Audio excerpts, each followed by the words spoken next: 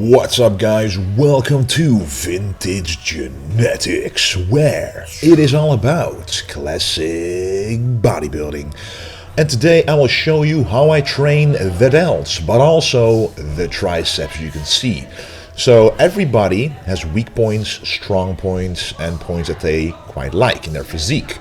So everybody's workout split should be specified to work on those points, work more on the weak points and work less on the strong points to be able to balance out your physique. So what I like to do is I don't really train shoulders that often, but when I do train them, I like to show you guys because my shoulders are one of the stronger points. They get targeted when I do a back workout, a chest workout. They always grow. Even the side delts, they grow without me really paying specific attention to them, which of course is a blessing, but at the same time my body has also weaker points, and one of them is the triceps. Because the biceps are overpowering, you need the triceps to be, on par with those biceps. So what I do on this delt workout, since the delts are a strong point, I like to start out with the triceps first. Normally, a normal person who would be quite balanced, starting out with the delts and then the triceps would be better, because usually when you work the delts, you kind of want to have that out of the way and then finish off with the triceps. But for me, it's the other way around. So you can see me taking these tricep exercises really seriously, going as heavy as I can. These will also be the heaviest exercises of the day. And I simply love working on my weak points because I'm, in the end, a bodybuilder who wants to be the classic physique, Mr. Olympia. That is my ultimate goal. So I'm doing everything in my power to make that happen.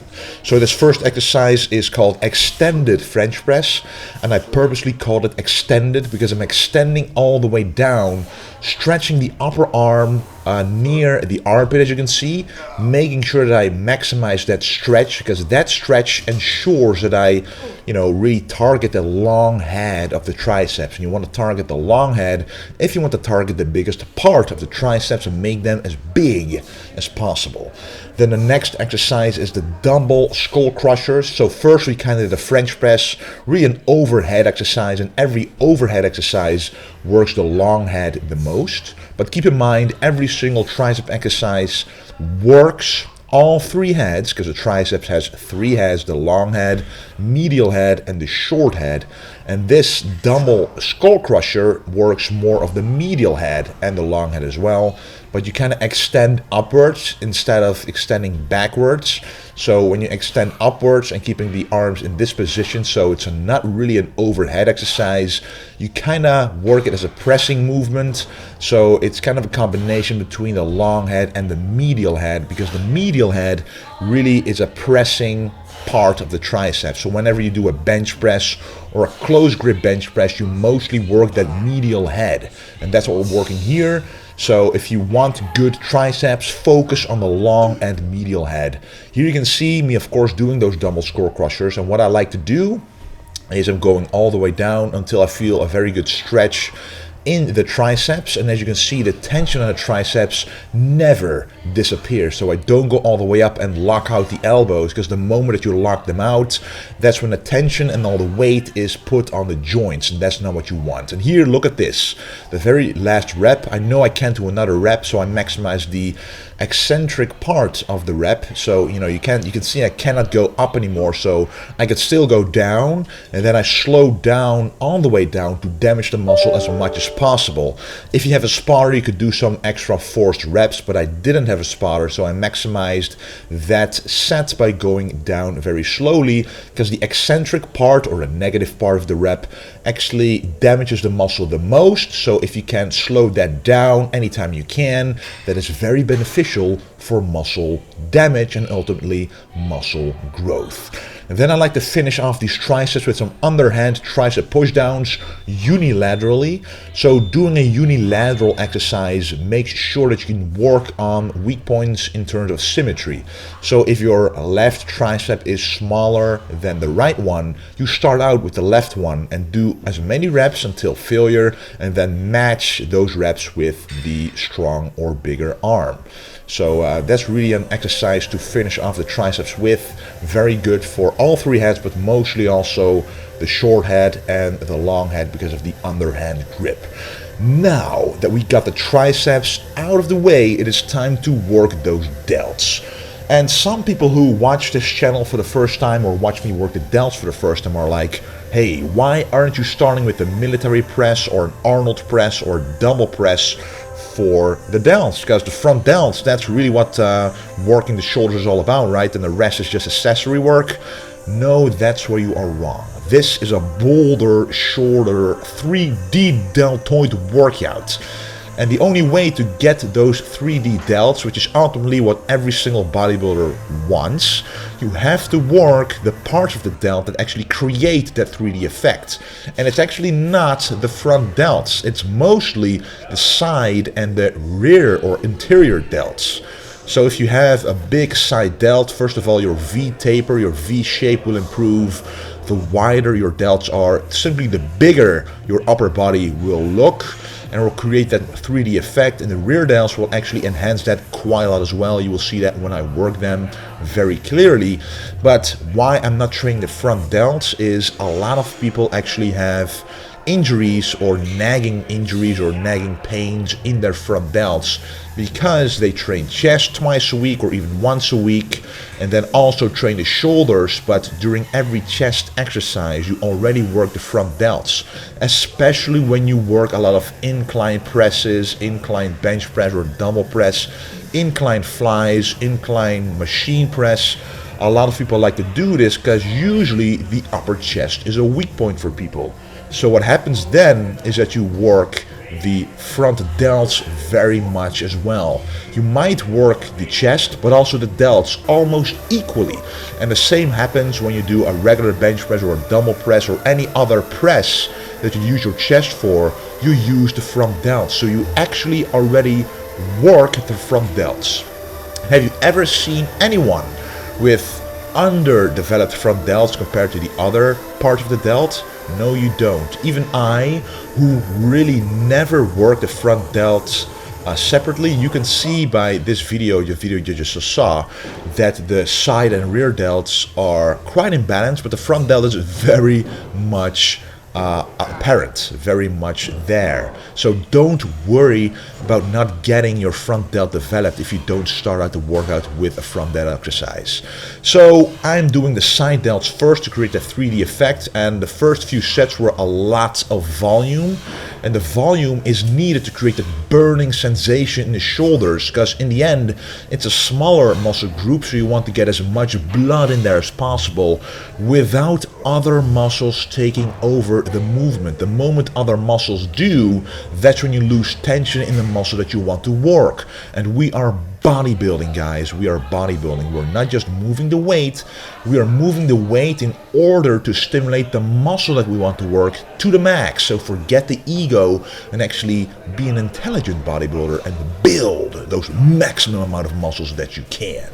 The next exercise, after doing a lot of volume on the regular side dumbbell lateral raises, is actually the incline side dumbbell lateral raise. And trust me, if you have not tried this one out, you really should. Just take a bench, put it on the slightest incline or one incline above that, then sit on it sideways like this. And the dumbbell you have to use is twice as light as the dumbbell you normally use for a regular side raise. And trust me, the tension on the side delt will never disappear because of the inclined position. I couldn't record a lot of that because most of the recording didn't actually record my body properly, but that is one of my favorite exercises to work the side delts and isolating it truly. And then it is time for the rear delts. Here you can really see in this positioning that the shoulders are quite developed and balanced. Symmetry is there, and that is because I'm working the delts in the way that I'm working them. I've been doing this for years, and this also is a high volume approach to the rear delts. Why I'm doing this high volume approach with the rear delts as well is because you don't want the traps to be involved. If you use dumbbells of like 20 or 30 kilograms or 40 to 50 pounds, what happens is that you actually involve the traps to be able to assist with the movement. Here I'm using very light dumbbells, 8 to 10 kilograms. It's like 20 to 25 pounds, and that way you can actually isolate the rear delts, use a lot of volume to get blood in that small muscle group without having the traps take over the movement, because that's not what we're training. We are training that rear delt. So I'm doing 3 sets of this. The first set was 25 reps and 20 reps, and now I'm doing 15 reps. And during this 15 reps, I'm going to failure. So first I'm going to failure on the regular reverse flies, and the moment that I am slowing down and I can't contract the rear delts anymore, I'm using a cheat way of doing it by doing rear delt rows. So turning the dumbbells horizontally and just rowing them upwards until I go to failure with those. And then the traps assist you a little bit, but the rear delts are so tired that you cannot go on for very much longer, but you can do 5 or 6 extra quality reps to go beyond failure. Okay, and this is a very interesting one, guys. These are face pulls with 2 handles.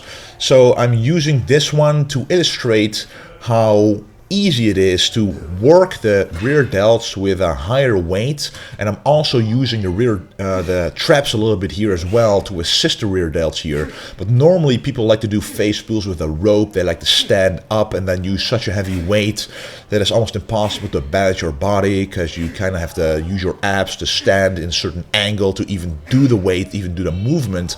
So what I'm doing simply is I'm using a lat pull down device, apparatus, machine, and just use 2 separate handles, or just use a rope if your gym doesn't have 2 separate pulleys to use, and then do the face pull like that. So literally pull with your elbows towards your eyes, contract the traps and rear delts, and when you go upwards, keep the tension on the delts as much as you can. And this was actually the last exercise, so no front delts for me this time. And right after the workout, this is my post-workout meal, the most important meal to have around the training, of course. So it has 65 grams of uncooked rice, basmati rice. Underneath there's 300 grams of white fish and some vegetables, some Brussels sprouts and some other vegetables, some asparagus as well. And I'll be adding plenty of salt. Didn't have the chance to make it golden rice, so I just had to cook it real quick, then go to the gym. But also, the supplement I used right after the training is, of course, my whey protein right here. Let me show you this, if you guys haven't seen it. The Whey Gladiator.